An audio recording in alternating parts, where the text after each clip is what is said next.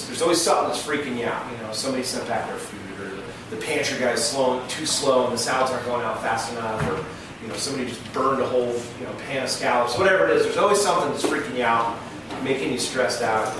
You lose your hair.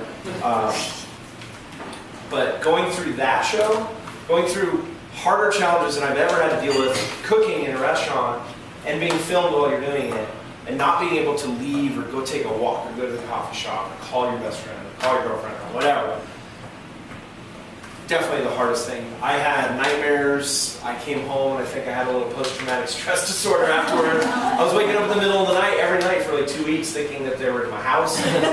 Like Tom Colicchio was digging through my fridge, So it took a while to get over that. And in addition to that, I made it to the Final Four, and after the Final Four were whittled down, they sent us home. We were filming in New York City, and I had a good 4 months where I had no idea when the finale was going to happen, where it was going to be. I was bound by $1 million non-disclosure contract to explain that I was in the Final Four, that I wasn't done with the show, because they made a public announcement when the show started airing. So I'm watching myself on TV, and everybody every day is bugging me. Well, who made it? Who's in the Final Four? Who wins? And I don't even know who wins because no one's won yet. And so the hardest part actually for me was coming home and not being able to talk about it, and knowing in the back of my head every single day that sooner or later the phone's going to ring and they're going to say, pack your bags.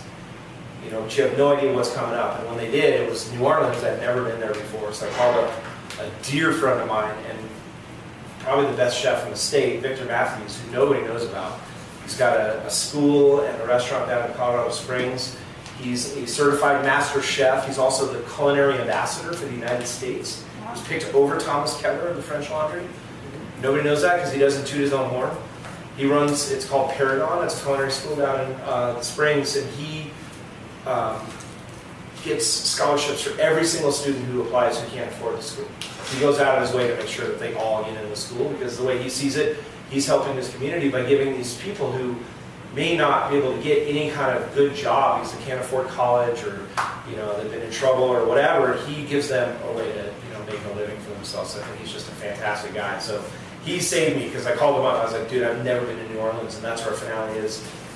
He's like, well, come on down. We'll do a class together with the students. We'll make it look like we're just doing a New Orleans class, and we won't tell them what's up. He was just a lifesaver, because we did roux, which is the most simple thing in the world. It's butter and flour, but it's a religion down in that city. Like, they go through roux, like there's like 12 different steps and stages, and the smells and the colors, and you can make this whole rainbow of roux. And just